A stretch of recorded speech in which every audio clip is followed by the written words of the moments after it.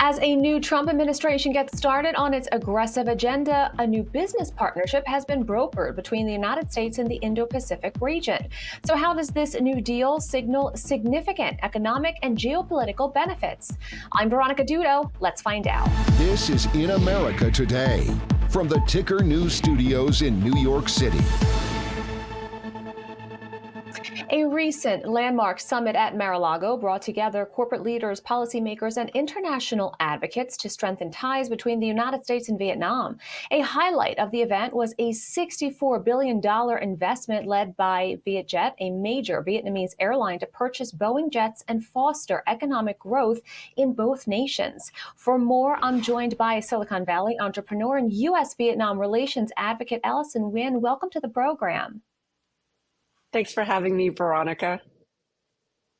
So first, let's begin with what is the strategic importance of this historic deal that you discussed with President Trump?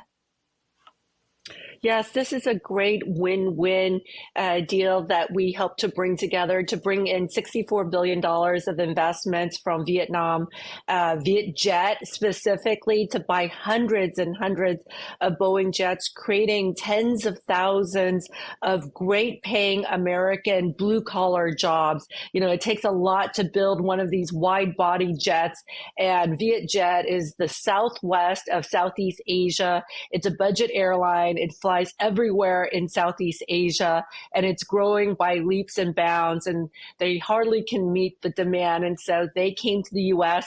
to purchase all these jets from America because, you know, even though we have some issues with Boeing, they're very confident that Boeing can meet the demand, and the quality jets from Boeing, especially their wide body jets that can take passengers globally. Right now, it's a regional airlines, and they're looking to expand their routes all over the world now.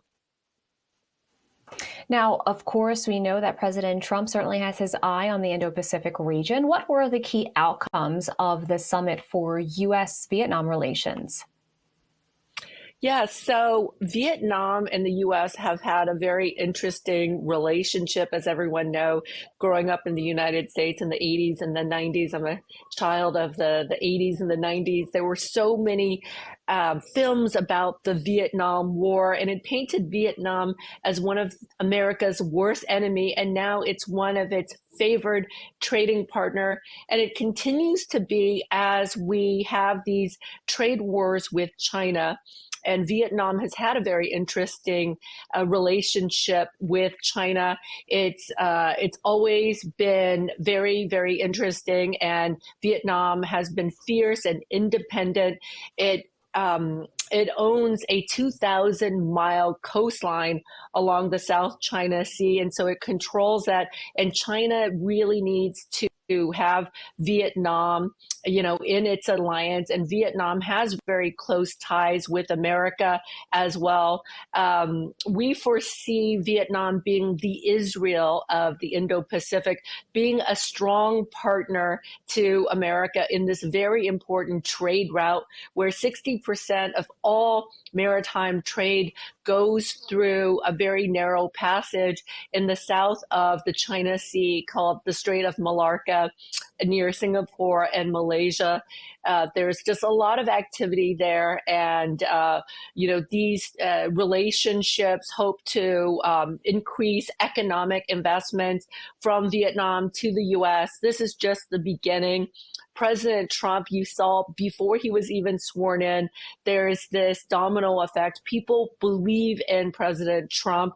They want to put more money, more investments. They feel that the economy will really blossom, especially after signing these executive orders that make our border stronger, our economy stronger, decrease inflation, lower the cost of fuel prices, and thus really increasing trade worldwide. But we need to protect our trade routes, such as the passage through the Panama Canal, such as the passage through the Malacca Strait and the South China Sea.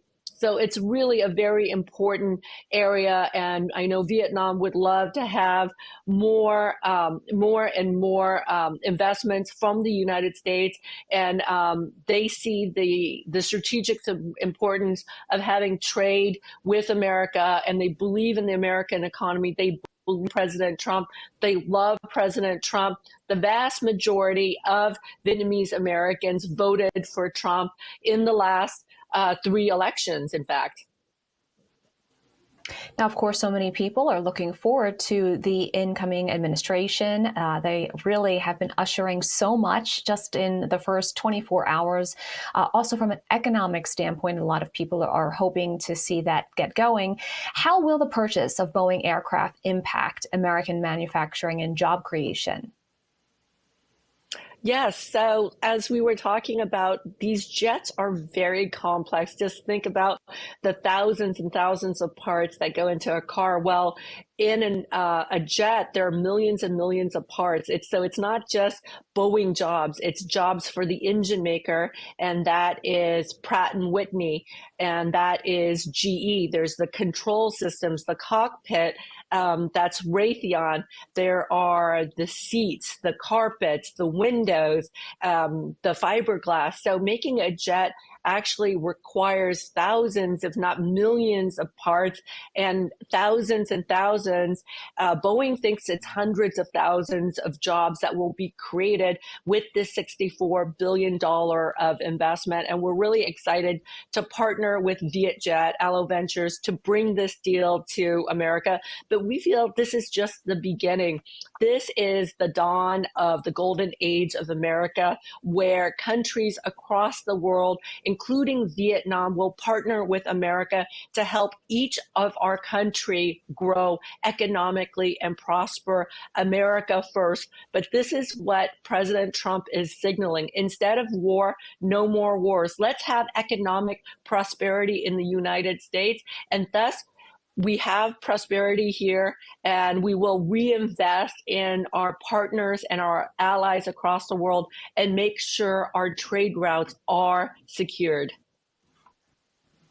And with about 20 seconds left, how do you see this partnership influencing tourism and cultural exchanges? I think it's such an important thing to have these trade routes, especially having the direct flights from America. Veronica, imagine if you're in New York City, if you're in Washington, D.C., it's cold and freezing, -5 degrees, being able to jump on a jet, direct flight, instead of 30 hours to get to Bali or Vietnam, you can get there in 15 or 16, 17 hours. I think it's a very important cultural alliance that we have, not just an economic alliance. That, to me, is true diversity, really like understanding each other's cultures, the temples, the religion, and also the delicious food that each culture has to offer. Allison, thank you so much for your time today. Thank you. This is Ticker. We'll be right back.